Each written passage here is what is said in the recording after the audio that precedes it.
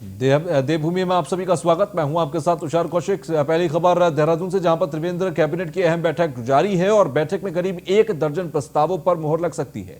1 दर्जन प्रस्ताव ऐसे हैं जो कि चर्चा के लिए रखे गए हैं, जिन पर मोहर लग सकती है। बैठक में करीब कुछ देर के बाद ही बैठक खत्म होगी। नर्सिंग भर्ती के नियमों में बदलाव का प्रस्ताव भी आ सकता है। तो स्वास्थ्य, शिक्षा, सहकारिता के विभाग पर मोहर लग सकती है। नर्सिंग भर्ती के नियमों में बदलाव का प्रस्ताव भी सामने आ सकता है। फिलहाल 12 प्रस्ताव माने जा रहे हैं। 1 दर्जन प्रस्ताव ऐसे माने जा रहे हैं जिन पर मोहर लग सकती है। तो बैठक में करीब 1 दर्जन प्रस्तावों पर चर्चा चल रही है।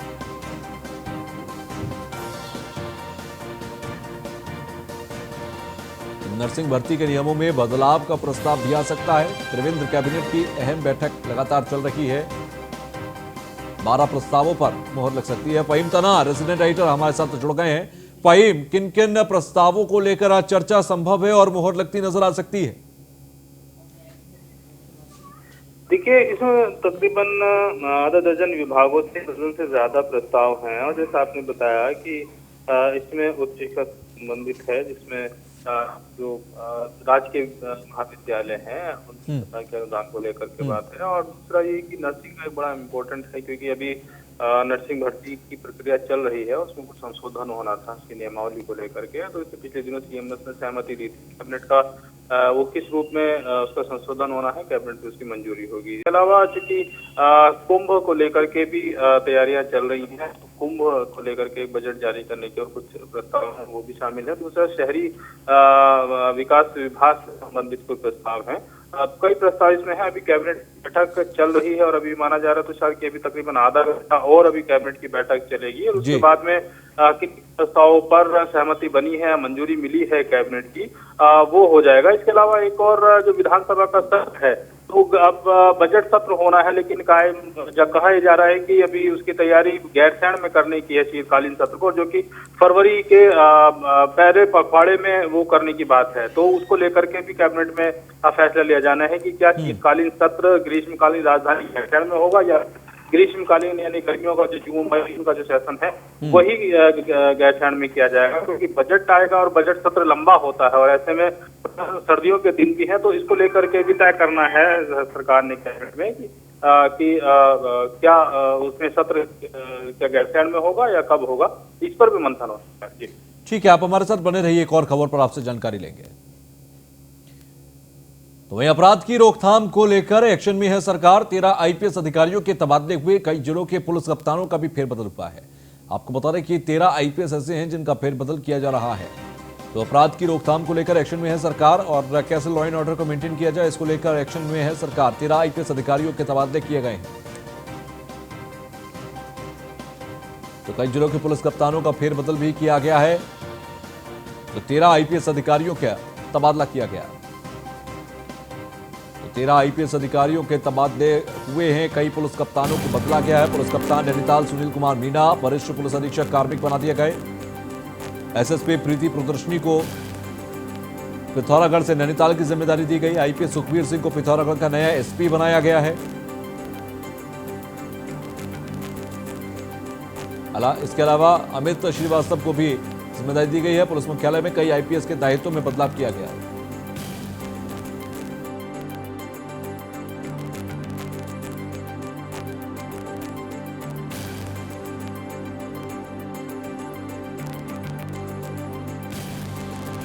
साथ फहीम तना लगातार जुड़े हुए हैं। फहीम, कई आईपीएस की जिम्मेदारियां बदली गई हैं, क्या जानकारी है 13 आईपीएस से जुड़ी हुई?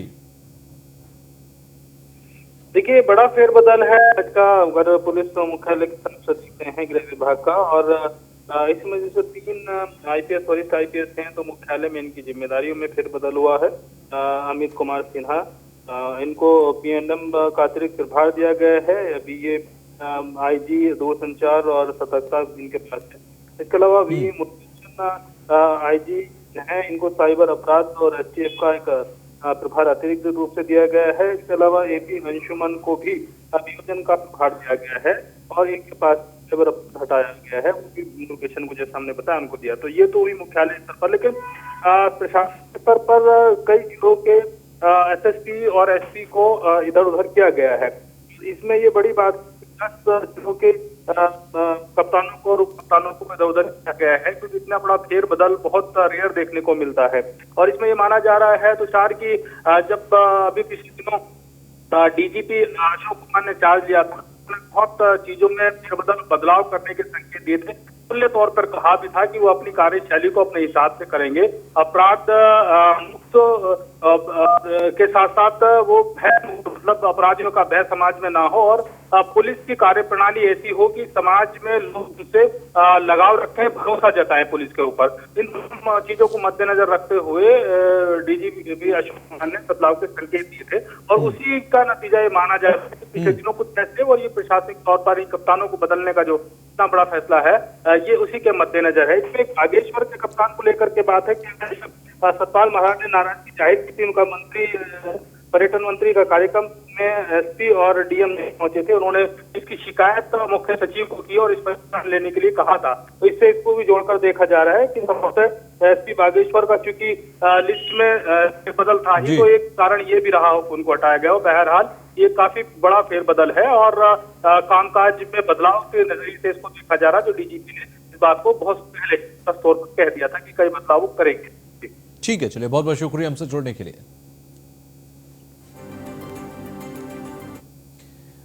तो कांग्रेस ने किया है सरकार के खिलाफ प्रदर्शन, किसानों के समर्थन में कर रहे थे आज प्रदर्शन। कांग्रेस ने प्रदेश व्यापी आज आंदोलन किया, प्रदर्शन किया, प्रदर्शनकारियों को हिरासत में लिया है। कांग्रेसियों को पुलिस लाइन में निजी मुचलके पे छोड़ दिया गया। हिरासत में लिए गए नेताओं ने प्रदेश प्रभारी, प्रदेश अध्यक्ष शामिल हैं। राजभवन का घेराव करने की कोशिश की गई और कांग्रेसियों की पुलिस से झड़प भी हुई। तो प्रदर्शनकारियों को पुलिस ने हिरासत में लिया है, उसके बाद मुचलके पर, निजी मुचलके पर छोड़ दिया गया।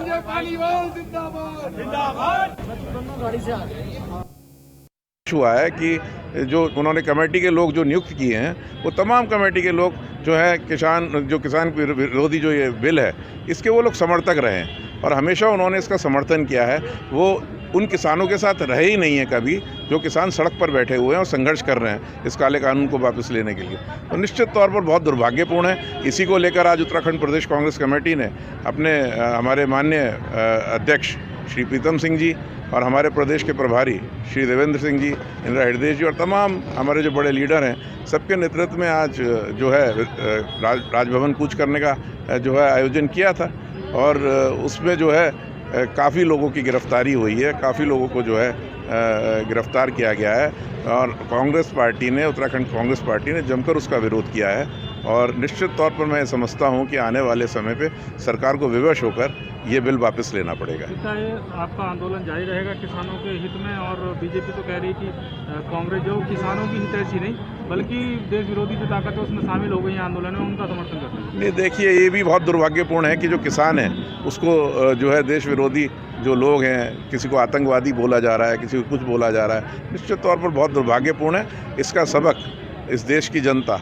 और किसान इस केंद्र सरकार को आने वाले जो भी चुनाव होंगे, जैसे उत्तराखंड में भी इस वर्ष चुनाव है आखिरी में, तो निश्चित तौर पर जो है उसको सबक सिखाएगी। हुआ है कि जो उन्होंने कमेटी के लोग जो नियुक्त किए हैं, वो तमाम कमेटी के लोग जो है किसान विरोधी जो ये बिल है, इसके वो लोग समर्थक रहे हैं और हमेशा। बागेश्वर से खबर, जहां पर मंत्री सतपाल महाराज ने लोगों को सौगात दी है। 30 करोड़ 57 लाख रुपए की विकास योजनाओं का लोकार्पण किया। अधिकारी पार्टी कार्यकर्ताओं के मान सम्मान का ध्यान रखें, ये महाराज ने कहा। डीएम और एसपी के कार्यक्रम में ना पहुंचने पर मांगा गया स्पष्टीकरण। 30 करोड़ 57 लाख रुपए की विकास योजनाओं का लोकार्पण किया गया। मंत्री सतपाल महाराज ने यह सौगात दी है। डीएम और एसपी के कार्यक्रम में ना पहुंचने पर स्पष्टीकरण भी मांगा गया।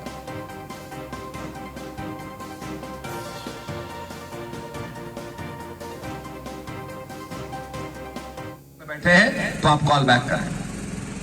तो ये कल्चर हमको डेवलप करना है और निश्चित रूप में मैं ये कहना चाहूंगा कि भाई अधिकारीगण निश्चित रूप में रिस्पॉन्ड करें और जवाबदेही होनी चाहिए, गुणवत्ता अच्छी होनी चाहिए। इस चीज को हम देखेंगे और मैं यही कहना चाहूंगा कि हमारे त्रिवेंद्र जी के नेतृत्व में हम लोग आगे बढ़ रहे हैं, विकास की उपलब्धियां हो रही हैं। मैंने सिंचाई विभाग में जब हमारे विधायक जी ने कहा, भौरियाल जी आए, चंदन रामदास जी आए, भाई बड़े बड़े ठेके हैं, छोटे ठेके करो, तो मैंने कैबिनेट के अंदर प्रपोजल ला करके छोटे छोटे ठेके किए।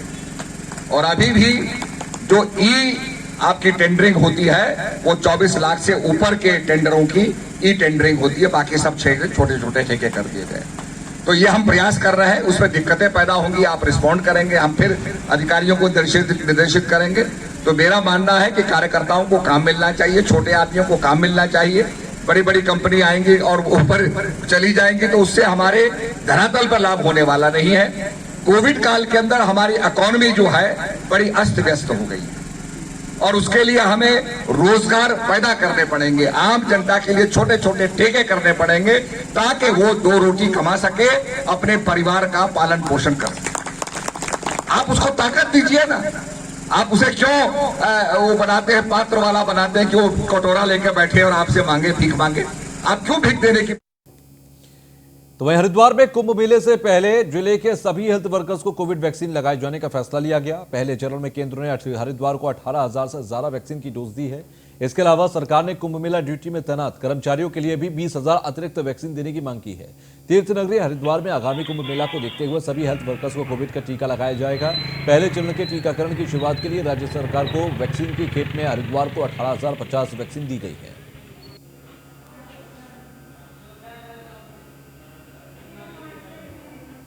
हरिद्वार में श्री सर्वेश्वर महादेव बैकुंठ धाम मुक्ति द्वार अखाड़ा परिषद ने निरंजनी अखाड़े में कैलाशानंद गिरी के पट्टाभिषेक पर सवाल खड़े किए हैं। अखाड़े के आचार्य महामंडलेश्वर आद्य शंकराचार्य त्रिकाल भवानता सरस्वती ने प्रेस वार्ता करते हुए कहा कि उन्हें अखाड़ा परिषद अध्यक्ष नरेंद्र गिरी से जान का खतरा है, साथ ही सरकार से सुरक्षा देने की मांग की है। उन्होंने कहा कि किसी भी पद से एक व्यक्ति को हटाए बिना दूसरे को कैसे बिठा सकते हैं। निरंजनी अखाड़े में पैसे के बल पर पद बांटे जा रहे हैं। अध्यक्ष नरेंद्र गिरी ने साजिश के तहत स्वामी प्रज्ञानंद को हटाकर स्वामी कैलाशानंद को आचार्य महामंडलेश्वर बनाने के आरोप लगाए। सरकार इसकी जांच करे और योग्य व्यक्ति को साधु संतों से मिलने वाली सुविधा प्रदान करे। अखाड़े के महंत नरेंद्र गिरी जी महाराज की मनसा जाहिर होती है कि वो बिना पहले आचार्य महामंडलेश्वर प्रज्ञानंद जी को हटाए बगैर, स्थान रिक्त हुए बगैर दूसरे आचार्य महामंडलेश्वर के पद पर उनका संस्कार हो जाता है, उन्हें चयन कर लिया जाता है। तो इससे यह लगता है कि हमारे धर्म क्षेत्र की गरिमा गिर रही है। इसलिए मुझे आवश्यकता पड़ी कि धर्म क्षेत्र की रक्षा करने के लिए, पदों की गरिमा की रक्षा करने के लिए, हम एक साधु हैं, सन्यासी हैं, एक अखाड़े की प्रमुख हैं, आद्या शंकराचार्य हैं। मेरी जिम्मेदारी बनती है, मेरी ड्यूटी बनती है कि हम इस गलत कृत्य को रोकने के लिए आप सब लोगों के माध्यम से समाज में, धर्म के क्षेत्र में आवाज़ जानी चाहिए।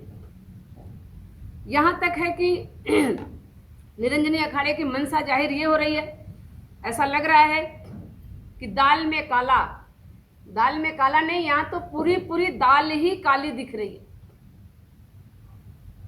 पैसे से लेकर के पदों का आशीन करना। तो वहीं डोईवाला के अंदर शुगर मिल की कार्यशैली से गन्ना किसान परेशान है। गन्नों का रेट तय न करने पर किसानों ने नाराजगी जाहिर की है। आपको बता दें कि समस्याओं का समाधान नहीं होने पर किसानों ने आंदोलन की चेतावनी दी। किसान नेता उमेद बोरा ने बताया कि मिल प्रशासन ने ना ही अभी तक गन्ने का रेट तय किया और ना ही गन्ना किसानों का भुगतान किया। सरकार किसानों की लगातार उपेक्षा कर रही है, जिसे किसान बर्दाश्त नहीं करेंगे।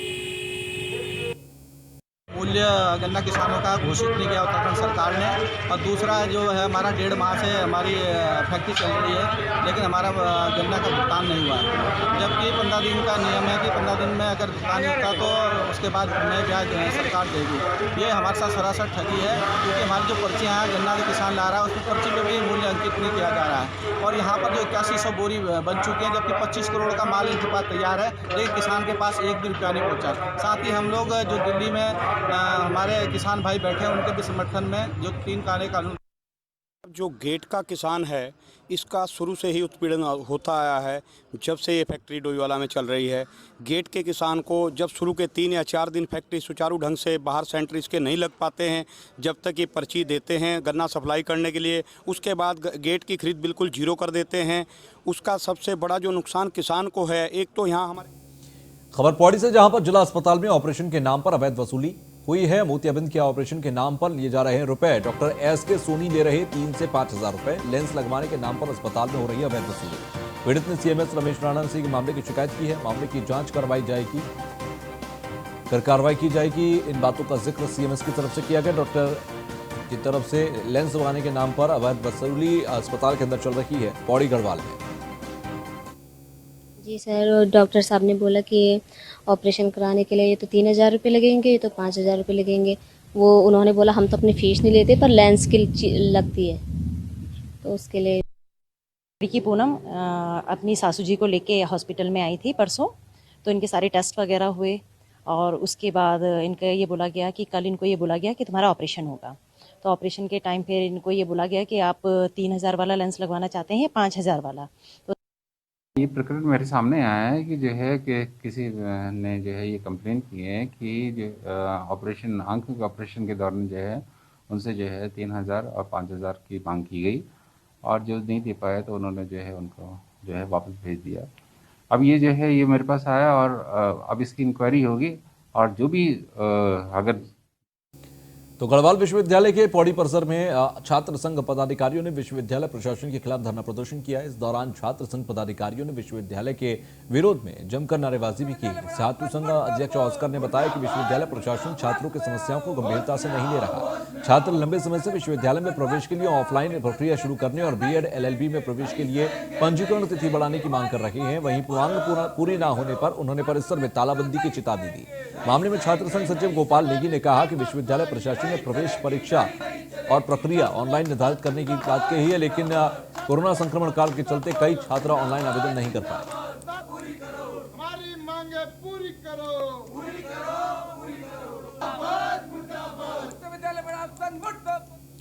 तो वहीं आम आदमी पार्टी विकास कार्यों को लेकर जनप्रतिनिधियों के पास जाएगी और अधिकारियों से विकास कार्यों को जल्द पूरा करने की मांग करेगी। आप प्रदेश उपाध्यक्ष दीपक वाली ने जनता से अनुरोध किया है, जहां सड़क, नाले, स्ट्रीट लाइट और बिजली के खंभे लगवाने की जरूरत है, उसके लिए 17 जनवरी तक आप कार्यालय पर अपने प्रार्थना पत्र भेजें। दीपक वाली ने कहा कि कई क्षेत्रों पर जनप्रतिनिधियों की नजर नहीं पहुंच पाती है, जिससे उन क्षेत्रों में विकास कार्य नहीं हो रहा।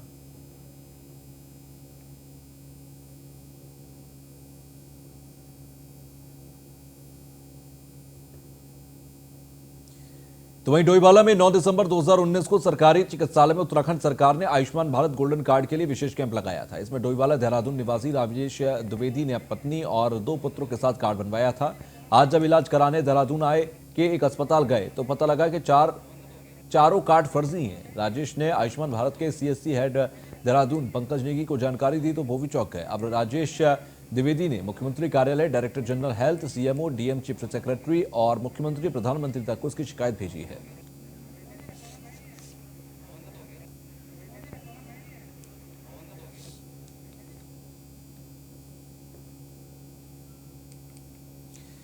तो वहीं हरिद्वार में मकर संक्रांति स्नान की व्यवस्था पर अखिल भारतीय अखाड़ा परिषद ने राज्य सरकार, मेलाधिष्ठान और मेला पुलिस को 100% नंबर दिए। अखिल भारतीय अखाड़ा परिषद के राष्ट्रीय अध्यक्ष नरेंद्र गिरी ने कहा कि मकर संक्रांति स्नान की व्यवस्था और बंदोबस्त को देखकर लगता है कि सरकार कुंभ को लेकर गंभीर रही। ये एक अच्छा संकेत है। हम इसके लिए राज्य सरकार, कुंभ मेला अधिष्ठान और कुंभ मेला पुलिस के साथ साथ हरिद्वार जिला प्रशासन को साधुवाद देते हैं और प्रशंसा करते हैं। शुभकामनाएं पूरे देशवासियों को, उत्तर प्रदेश, उत्तराखंड को विशेष तौर पे। मकर संक्रांति के स्नान को देखते हुए ऐसा लगता है कि सरकार अब कुंभ मेला कराने में गंभीर है। मकर संक्रांति का सफल स्नान होने से पूरे देश में यह समाचार जाएगा कि हरिद्वार 2021 का मेला कुंभ मेला दिव्य भव्य होगा। तो ऋषिकेश में जरूरतमंदों की मदद में जुटे भारद्वाज मेमोरियल ट्रस्ट ने अब ग्रामीण क्षेत्र की ओर रुख किया है। ट्रस्ट के संस्थापक अध्यक्ष वीरेंद्र भारद्वाज ने डोईवाला ब्लॉक के बालकुमारी गांव के अंदर ट्रस्ट का कैंप कार्यालय खोला है। इसका उद्घाटन मुख्य अतिथि राज्य मंत्री कृष्ण कुमार सिंघल ने फीता काटकर किया। कार्यक्रम में मौजूद अतिथियों ने बच्चों को पठन सामग्री और जरूरतमंदों को गर्म कपड़े वितरित किए। ग्रामीणों ने क्षेत्र में ट्रस्ट का कैंप कार्यालय खोलने पर हर्ष व्यक्त किया।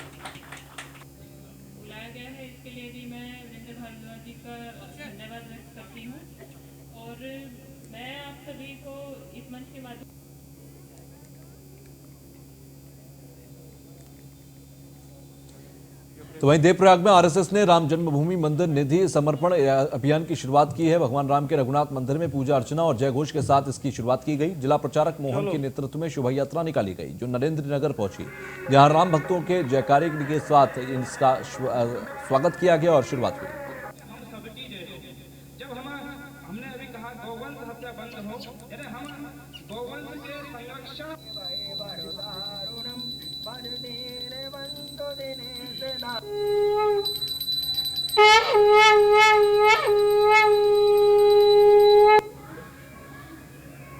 ओम अपवित्रा पवित्रो वा सर्वावस्थां गतो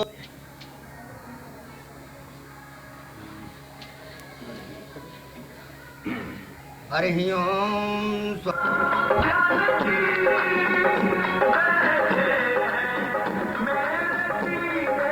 हम सबकी जय हो। जब हमने अभी कहा गौवंश हत्या बंद हो, यानी हम गौवंश के संरक्षण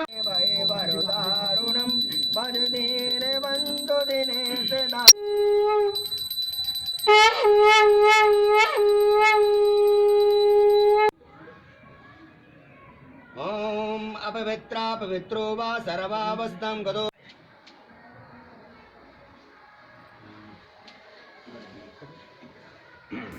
हरि ओम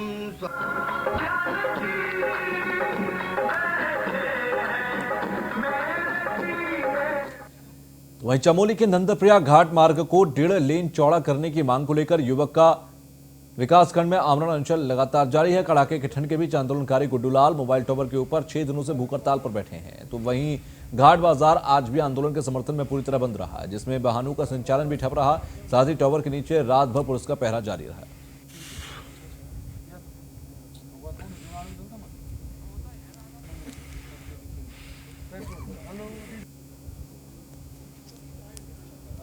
कड़ाके की ठंड के बीच 6 दिन से ये अनशन जारी है चमोली में और एक शख्स मोबाइल टावर के ऊपर चढ़ा हुआ है। 6 दिन से भूखा है, भूख हड़ताल पर है, आमरण अनशन पर है।